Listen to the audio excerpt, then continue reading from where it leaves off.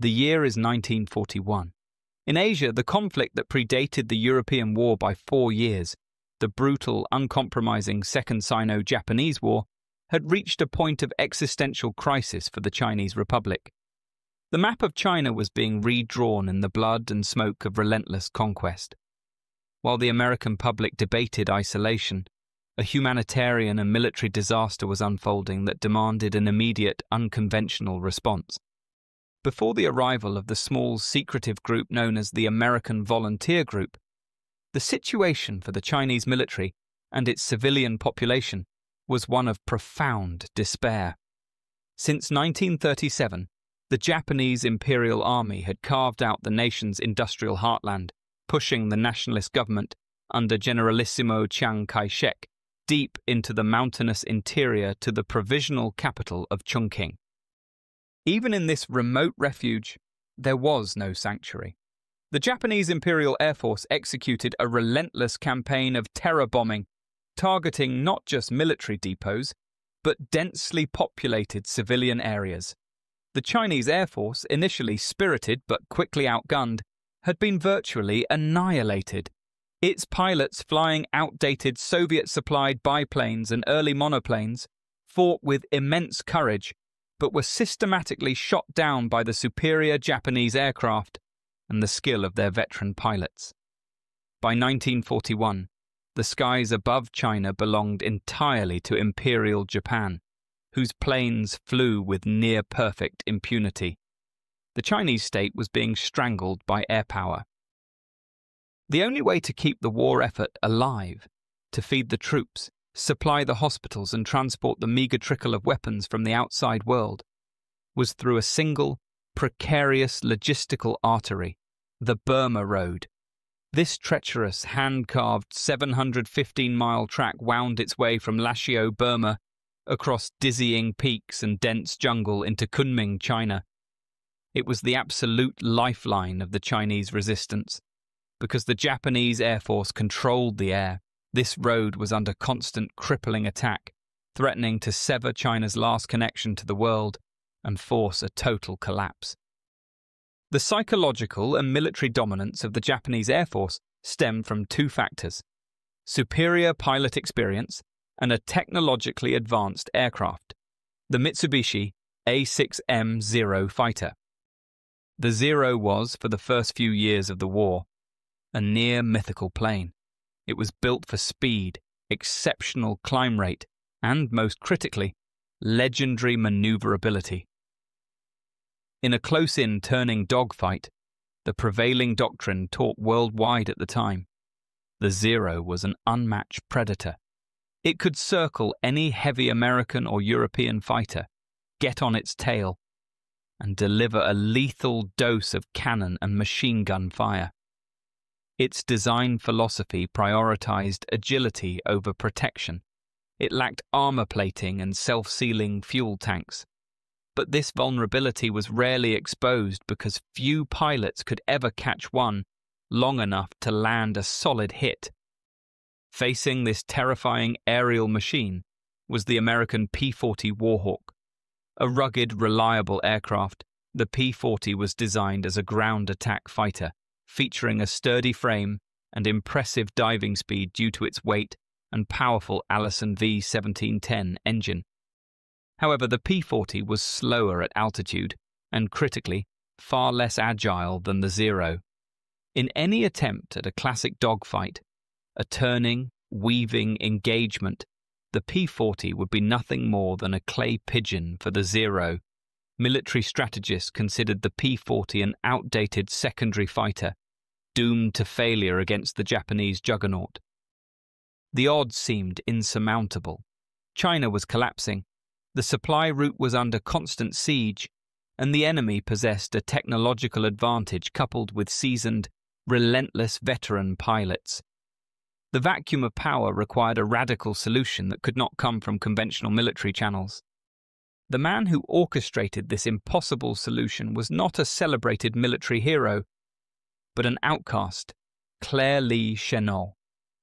Chennault, a chain-smoking former U.S. Army Air Corps captain from Louisiana, had spent his career as an unheeded prophet, His revolutionary thesis, developed in the 1930s, emphasized the power of coordinated defensive fighter aviation, using altitude, speed, and concentrated firepower to attack bombers and overwhelm escorts.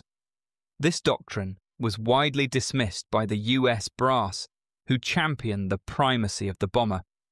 Battling partial deafness and institutional frustration, Chennault retired in 1937, his genius unrecognized by his own government. It was China that offered him a second life.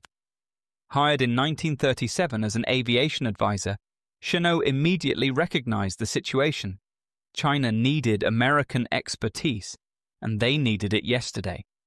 His frustration with the US military establishment became the fire driving the creation of a private mercenary air force.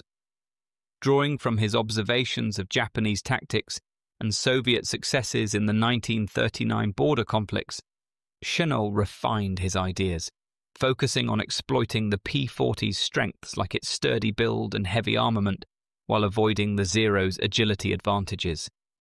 Chennault's plan was audacious: to secretly recruit American military personnel and acquire American fighters to fight for a foreign nation. This was a direct diplomatic violation of US neutrality laws, requiring approval from the highest levels of government. His key ally in negotiating this impossible arrangement was Madame Chiang Kai-shek, the politically formidable and highly effective diplomat wife of the Generalissimo. Through her tireless efforts and appeals to the US government, Chennault was granted tacit secretive approval by President Franklin D. Roosevelt himself. Communications between Chennault, who did not speak Chinese, and Chiang Kai-shek, who did not speak English, were routed through Madame Chiang, who was even designated as the honorary commander of the group. The resulting force, the American Volunteer Group, was cloaked in layers of deniability. The aircraft, 100 surplus P-40s, though only 99 were delivered, with one fuselage completed from damaged parts, were technically sold to the Chinese government.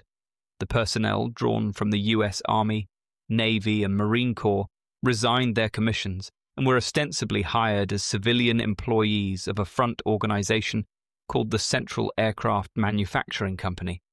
They were forbidden from wearing American uniforms. They were engineers, clerks, and students on their passports, but in truth, they were highly trained, armed professionals. Recruitment involved 100 pilots, 60 from the Navy and Marine Corps, 40 from the Army Air Corps, and about 200 ground crew, with the first batch of 300 men departing San Francisco on July 10, 1941, aboard the Dutch ship Jagersfontein, arriving in Rangoon, Burma, on July 28th. A second batch of 30 pilots arrived on November 12th via the Boschfontein. Additionally, 9 Chinese Americans were recruited as P-40 mechanics from US Chinatowns, trained at Allison Engine Works in Indianapolis, bringing the total to 11 after 2 more hires. This was a black operation, an experiment in proxy warfare. The objective was to save the Burma Road, preserve Chinese resistance, and provide the US with a decisive, low-cost intelligence on Japanese air combat capabilities, all while officially remaining neutral.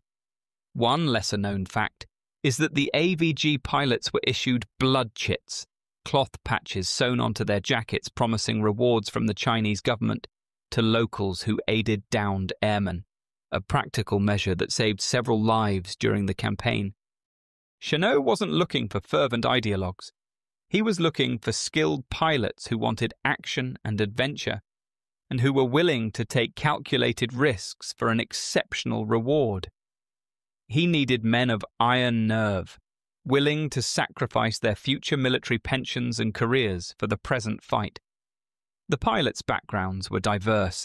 Many escaped frustrations in their US services, including a 43-year-old former sergeant major and a 19-year-old adventurer, with a majority hailing from the South and West, Texans being the most numerous. One Army pilot, Albert Baumler, was even refused a passport initially due to his prior mercenary flying in the Spanish Civil War. The salary offered by the Chinese government was enormous for the time, $600 per month for a pilot, and $750 for a squadron leader, far exceeding the $200 to $300 paychecks of their military counterparts. This financial incentive attracted a particular kind of independent professional aviator, men like former Navy pilot David Lee Hill, the future ace Robert Neal, and the brilliant but volatile Gregory "Pappy" Boyington. But the true magnetic force, the element that codified their mercenary status and created the ultimate incentive structure, was the performance bounty. The Chinese government, desperate for results, offered a staggering $500 bonus for every confirmed Japanese aircraft destroyed, whether in the air or on the ground, promised orally and confirmed through meticulous tracking. This combination of high salary and a direct financial reward for successful combat turned the American volunteer group into a highly motivated hunting pack. They were not fighting for promotions or medals, though many would later receive both. They were fighting for cash and the fierce, competitive satisfaction of the hunt. They were the world's most professional soldiers of fortune, but their effectiveness would soon deliver something far more valuable than money: a desperately needed lift to global Allied morale. By late 1941, approximately 300 personnel, including pilots, mechanics, and ground support, had assembled in Burma and Kunming. They were a motley crew, a diverse mix of military cultures and personalities, united only by the promise of the contract and the guiding, demanding presence of Claire Chennault. Training occurred in Toungoo, Burma, before combat, where Chennault, often called the Old Man by his pilots, insisted on a flat hierarchy with no formal ranks to foster quick decision-making. Unsuitable pilots were reassigned to staff roles, and the group's esprit de corps as triple volunteers, from US military to American volunteer group to brutal fighting, was key to their cohesion, as noted by historian Daniel Ford. The American volunteer group was divided into 3 distinct squadrons, each operating under the same set of tactical rules but quickly developing its own character, rivalries, and area of expertise. This structure was designed to manage the volatile mix of former Army, Navy, and Marine pilots. The competitive spirit fueled by the $500 kill bounty pushed each squadron to outperform the others, ultimately maximizing the effectiveness of the entire small force. The 1st Pursuit Squadron was known by its patch, an apple and a coiled serpent, earning them the nickname the Adam and Eves. Initially based out of Kunming, they were often tasked with defending the primary Chinese provisional capital, a strategically vital but less consistently attacked area than the Burma front. Their leadership, particularly under ace Robert Neal, was marked by professional discipline and methodical flying. Neal himself was a pure exponent of Chennault's doctrine, leading by example with clean dives, devastating bursts of fire, and immediate escapes. They tended to be the most reserved and professionally focused of the 3 units, embodying the pure strategic principles of boom and zoom. The 2nd Pursuit Squadron, the Panda Bears, adopted a patch depicting a cartoon panda gleefully pummeling a Japanese soldier. Their mascot reflected their pugnacious fighting nature, a necessary trait as they were primarily based at Mingaladon Airfield near Rangoon, bearing the brunt of the Japanese Air Force's heaviest assaults. This put them in the thick of the action, making them the busiest and highest-scoring group in the early months. Key among their ranks was David Lee Hill, a former Navy pilot whose cool demeanor masked an audacious fighting spirit. Hill was an outstanding leader known for executing aggressive strikes with precision, instrumental in keeping the vital Burma Road lifeline open against overwhelming odds. The 3rd Pursuit Squadron, the Hells Angels, perhaps best represented the rough-and-tumble mercenary reputation of the American volunteer group. Their iconic patch featured a winged devil kicking the Japanese rising sun. They were a collective of colourful, aggressive pilots who embraced the hard-living, high-stakes lifestyle of the Flying Tigers. While they were instrumental in the success over Rangoon, they were also the most volatile. This squadron housed figures like Gregory "Pappy" Boyington, a brilliant but rebellious former Marine who earned his first kills with the American Volunteer Group. The Hells Angels were seen as the most daring, willing to push the boundaries of Chennault's strict rules for a successful kill, a willingness that sometimes required the commander's direct and forceful intervention to maintain discipline. One pilot from this squadron, Eric Schilling, reflected on the group's early steps, the beginning of the greatest adventure. The AVG's first challenge was not the enemy, but the P-40 itself. How could this comparatively heavy, less maneuverable plane possibly stand a chance against the legendary agility of the Zero? The P-40B Warhawks were painted with Chinese colours, lacked government-furnished equipment like reflector gun sights and radios, and had external self-sealing fuel tanks without internal membranes or drop tank fittings. Assembled and test-flown in Rangoon by Central Aircraft Manufacturing Company, they averaged 60 aircraft in strength, peaking at 79 by Pearl Harbor, though not all were combat-ready. Later, 50 P-40E replacements arrived, and some P-40Ns were used in final missions. Chennault knew that if his pilots engaged the Japanese on their terms, the tight, horizontal turning fight, they would be massacred. He insisted they abandon decades of aerial tradition and embrace his counterintuitive doctrine. Never turn with a Zero. The American Volunteer Group's success rested entirely on the strategy he drilled into them. Boom and zoom. It was an aerial ambush designed to negate the Zero's agility and capitalize on the P-40's superior characteristics: rugged construction, heavy forward-firing armament, and terrifying speed in a dive.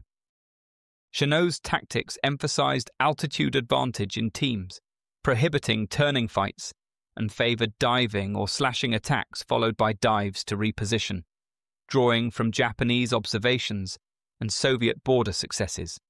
With few experienced pilots, he mandated heavy ground and air instruction, focusing on countering agile foes through hit-and-run methods that stressed the P-40's firepower and armor. The execution of boom and zoom was entirely dependent on preparation and discipline. Crucially, the American Volunteer Group relied on the Chinese Early Warning Network, a vast, rudimentary system of thousands of civilian observers that relayed critical intelligence to Chennault's command center, providing precious minutes of warning, described by Chennault as the best air raid warning system in existence, with stations in villages, outposts, hills, and caves from Canton to Chungking and Lanchao, using radios and telephones for instant alerts. This allowed the P-40s to climb to a position thousands of feet above the incoming Japanese formation. This was followed by the attack. Boom. Diving vertically, the P-40s used gravity to accelerate to speeds the Zero could not match, achieving a massive kinetic energy advantage. In this high-speed blur, they unleashed a devastating, concentrated burst from their 650 caliber machine guns, shredding the Zero's unarmored frame. The final step was the escape, zoom, requiring absolute discipline. Pilots would not linger or turn back, instead using the enormous momentum from their dive to zoom away horizontally or climb vertically out of the fight at a speed the lightweight Zero simply could not maintain. The Zero was left spinning, disoriented, or chasing a shadow it could never catch. This was not a dogfight. It was a perfectly calculated, high-speed, predatory strike. It transformed the P-40 from a perceived liability into a specialized killing machine. To complete the transformation from a civilian group to a formidable fighting unit, the American Volunteer Group needed a terrifying identity. Inspired by a photograph of a British Royal Air Force Squadron's P-40, specifically No. 112 Squadron in North Africa, the pilots adopted a legendary visual motif, the shark mouth. painstakingly painted onto the nose cowlings of their P-40s, the fierce, jagged teeth and predatory eyes instantly transformed the machine from military hardware into a savage beast. The attribution of the nose art is debated between pilots Charles Bond and Robert T. Smith. This was the birth of the Flying Tigers, a name that, contrary to myth, was not bestowed by grateful Chinese civilians or fearful Japanese pilots, but originated from American press reports, quickly becoming a legend that instilled fear in the hearts of the Imperial Japanese Armed Force pilots and provided the Chinese people with a powerful, ferocious symbol of resistance in the sky. The Flying Tigers were now armed with a deadly doctrine, a rugged plane, and an unmatched psychological image. They were ready to deliver their answer to the overwhelming Japanese advantage. The ground crews, including the high-paid mechanics who would prove essential, were already foreshadowing their role as unsung heroes, improvising repairs in the harsh environment to keep the fleet airborne. The American volunteer group officially entered combat just weeks after the attack on Pearl Harbor, commencing their mercenary contract and their savage hunt. Their baptism of fire came in late December 1941, first defending Kunming, and then, crucially, the vital port of Rangoon, Burma, which was the gateway to the Burma Road. In every engagement, the Japanese pilots, accustomed to easy victories and the predictable tactics of their Chinese opponents, were shocked. The P-40s were not slow, turning targets. They were vertical thunderbolts that delivered a lethal strike and vanished. The Japanese formations were broken, their bombers scattered, and their Zero escorts left chasing empty air. The boom and zoom worked exactly as Chennault had predicted. The battle raged fiercely for the next 7 months. Operating from primitive, isolated airfields in Kunming and the Burmese jungle, the Flying Tigers were constantly overstretched. They flew supply escort missions, defended critical infrastructure, and engaged in brutal aerial combat, often fighting in conditions of numerical disadvantage. Yet their discipline, enforced by the promise of the bounty and the clear necessity of Chennault's tactics for survival, held firm. They fought as a highly coordinated team, using the altitude advantage to trade hits for escapes.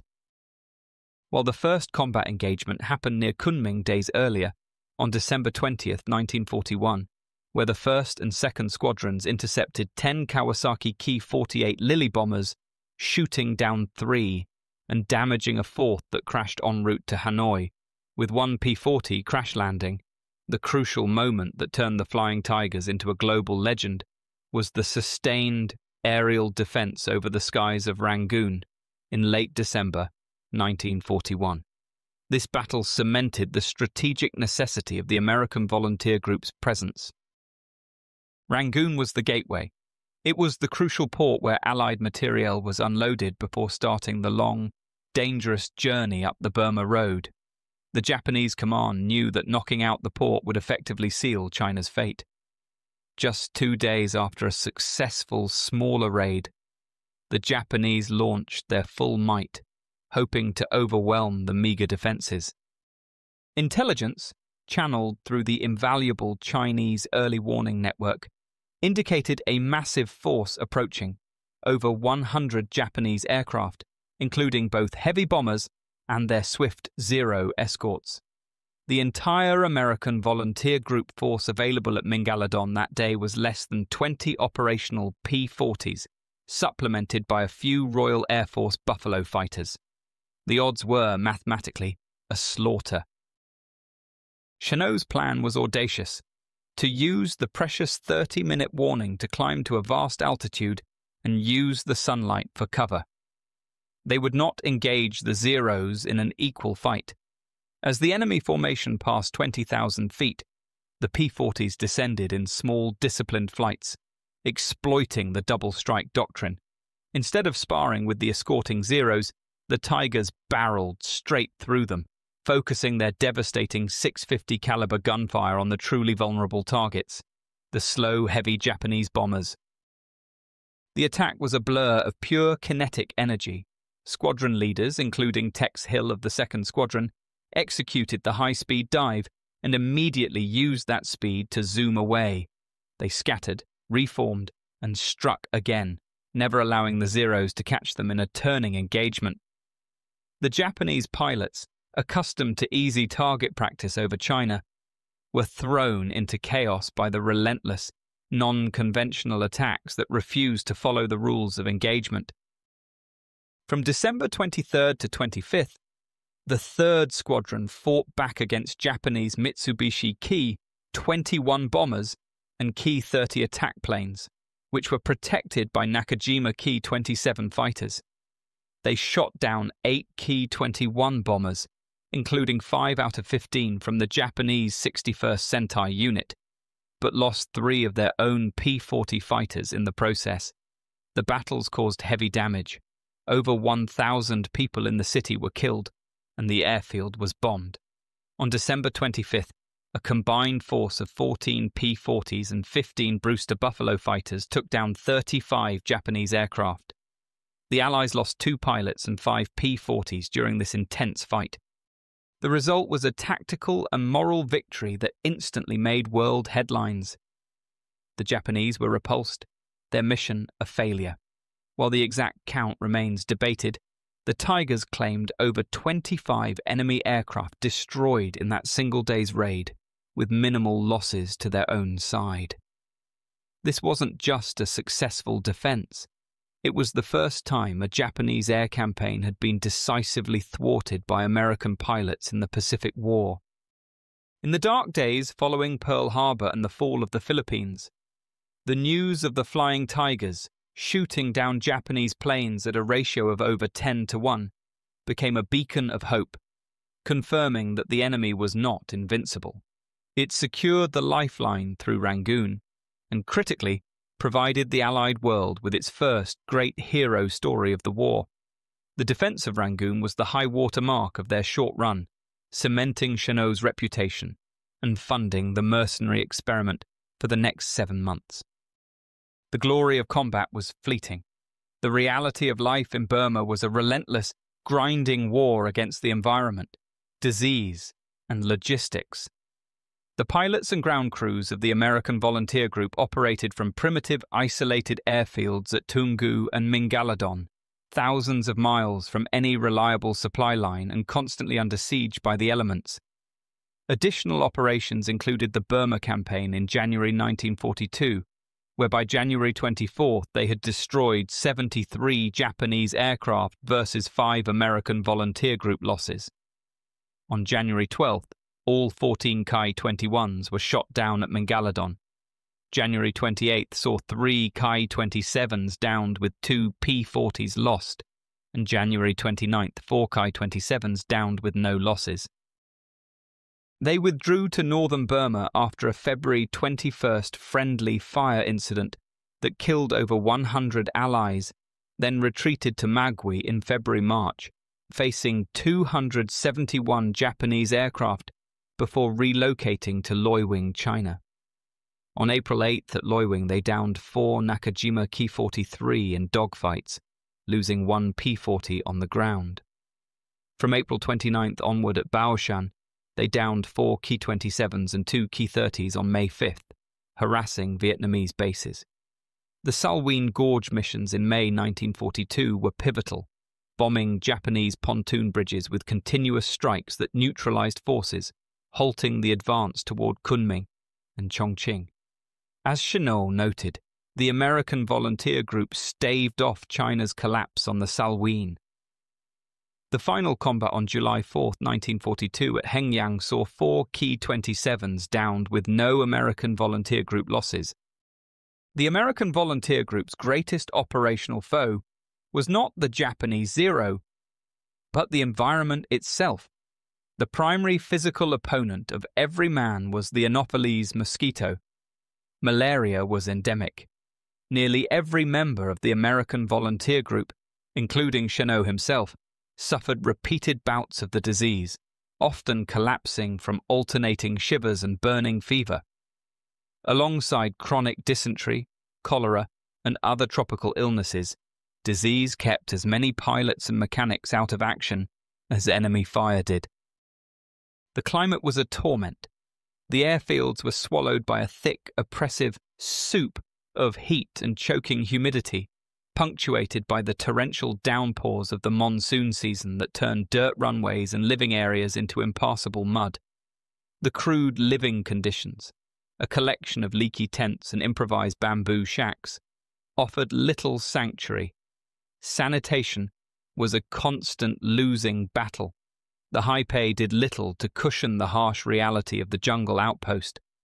Pilots and mechanics survived on monotonous, often low-quality rations, constantly battling fever, fatigue, and the profound psychological weight of their extreme isolation. The lack of reliable medical evacuation or sophisticated care meant every illness carried a potentially fatal risk. The American volunteer group's staggering kill ratio rested entirely on the sheer ingenuity and grit of its ground crews. These mechanics, also high-paid mercenaries, were the true unsung heroes of the operation. The P-40s were notoriously temperamental, and the brutal tropical environment exacerbated their mechanical issues. The planes were continuously battered by combat, climate, and simply being flown at maximum stress. With no official pipeline for spare parts, the mechanics had to become masters of improvisation and salvage. Their workshops were the open sky, their tools often salvaged or jury-rigged, and their workspace frequently interrupted by air raid sirens. When a replacement hydraulic line was needed, they might scavenge brass tubing from a wrecked British bomber. If a sheet of aluminum was required for a fuselage patch, they'd hammer it out by hand. They cannibalized wrecked aircraft from every available source, Chinese, Royal Air Force, and even their own, to keep the small, precious P-40 fleet airborne. These tireless efforts kept a remarkably high percentage of the planes operational, completing repairs in days under the open sun and monsoon rain that would have taken weeks in a fully equipped hangar back home. Without the dedication of the ground crew, the Flying Tigers would have been a forgotten footnote. The lethal combination of isolation, constant aerial threat, and disease created an intense pressure cooker environment.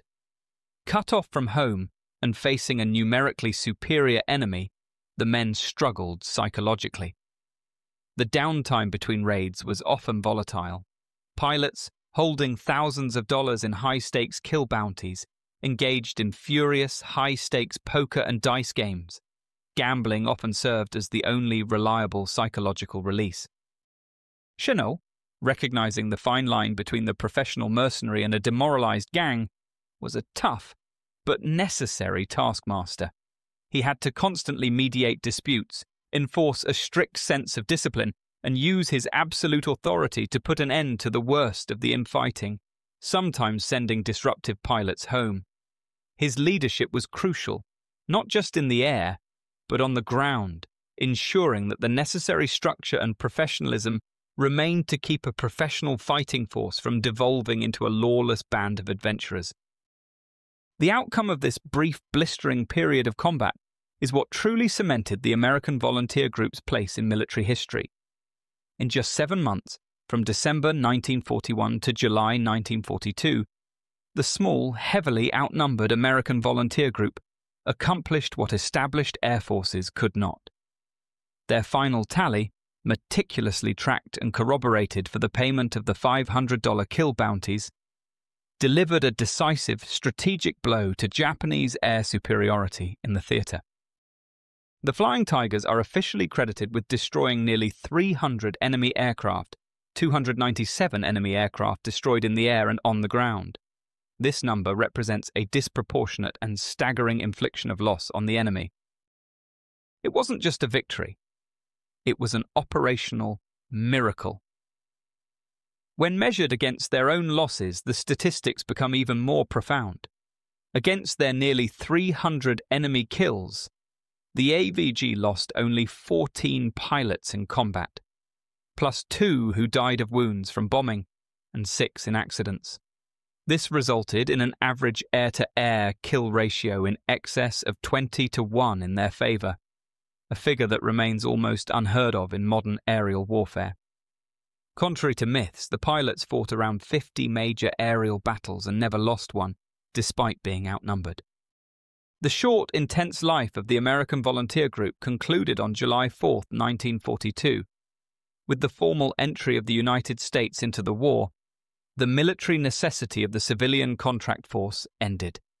The American Volunteer Group was officially disbanded, with many of the remaining pilots transitioning into the newly formed 23rd Fighter Group of the U.S. Army Air Forces, which inherited the AVG's bases, planes, and, crucially, the enduring, celebrated name, the Flying Tigers. Claire Chennault, vindicated after years of fighting the U.S. brass, returned to active duty as a brigadier general and took command of the entire newly formed 14th Air Force, defending China and the vital Burma Road supply line. While many of the original American Volunteer Group pilots, unwilling to trade their high mercenary pay and bonuses for lower military salaries, left to seek other ventures, the foundation, tactics, and name Flying Tigers remained, providing a ready-made, battle-tested presence in the China-Burma-India theatre. Most pilots refused to stay due to differing United States Army Air Forces tactics, but 5 accepted commissions, including Tex Hill. Their legacy far surpassed their mercenary origins. They proved the efficacy of technological adaptation and unconventional doctrine over sheer force. They provided the essential psychological foundation for continued Chinese resistance, ensuring the vital Burma Road remained open long enough for the Allies to stabilize their supply lines. This handful of outsiders, disillusioned, audacious, and driven by a $500 bonus, became an eternal symbol of defiance. Perhaps the most profound and lasting legacy of the Flying Tigers was their complete validation of Chennault's boom and zoom tactics. Before the American Volunteer Group, US and Allied pilots across the Pacific were being decimated by the Zero's agility, having been taught the doctrine of close-in, turning dogfights. This doctrine was immediately disseminated throughout the entire Allied Air Command, saving countless American lives and directly influencing the tactical success of the subsequent Pacific Air War. Chennault's methods, which called for attacking in ways unlike US or British forces, emphasized interception with modern tactics and timely information, convincing skeptics that bombers could be destroyed effectively. The path to official recognition for the former mercenaries was long and complicated, because the pilots and ground crew had formally resigned their US military commissions to sign civilian contracts with the Chinese government. They were initially denied veterans status, military awards, and the benefits typically granted to those who served in World War II. It took decades of advocacy, finally culminating in legislation passed by the US Congress in the 1990s. 1996 saw the Distinguished Flying Cross for pilots and Bronze Star for ground crew to grant the surviving members of the American Volunteer Group official veteran status. This act retroactively restored their service records and provided access to the pensions and medical care they had forfeited, finally honoring their sacrifice and placing them officially in the ranks of American heroes. Today, the Flying Tigers stand as a unique monument to proxy warfare, individual initiative, and the decisive power of strategy over technology. Their fight secured the Chinese lifeline and established the foundation for the 14th Air Force's continued success, ensuring that the Chinese front remained viable and tying up significant Japanese resources throughout the war. The Sharkmouth P-40 remains one of the most recognizable and enduring symbols of American air power and courage during the war. Memorials to the Flying Tigers are scattered across the United States and Asia. In the US, you can find tributes at several key sites. The National Museum of the United States Air Force in Dayton, Ohio, displays a P-40E fighter and an A-2 flight jacket. There's also the National Museum of Naval Aviation in Pensacola, Florida, the Chennault Aviation Museum in Monroe, Louisiana, the Palm Springs Air Museum in California, and Vandenberg Air Force Base, also in California. Over in Asia, memorials honor the group's legacy too. In Chiang Mai, Thailand, a 2003 obelisk remembers Claire Chennault and the downed pilots. In Hunan Province, China, the Zhejiang Memorial features etched names of the aviators. The Kunming Flying Tigers Museum opened in 2012, while the Jianchuan Museum cluster includes a dedicated wing. And in Guilin, the Flying Tiger Heritage Park, built in 2015, sits right on the site of the old Yangtang airfield. Even the University of Louisiana at Monroe pays homage by adopting Warhawks as its mascot. As for recovered aircraft wrecks, several have been found and preserved. One is the P-40 with serial number P8115, flown by William Mac McGarry. It crashed in a Thai rainforest in 1942 and is now on display in Chiang Mai. There's also a possible P-40E at the bottom of Lake Dianchi in China, from John Blackburn's 1942 crash, with recovery efforts still underway. Finally, a P-40N wreck in Hunan belonged to Robert Hoyle Upchurch. It was recovered in 2005 and DNA testing confirmed the pilot's identity. In reflection, the Flying Tiger's story transcends mercenaries and machines. It's a testament to human resilience, innovative leadership, and the morale that can turn the tide of war. From outcasts to icons, their legacy endures as a beacon of defiance, reminding us that strategy, courage, and a bit of audacity can overcome even the most insurmountable odds.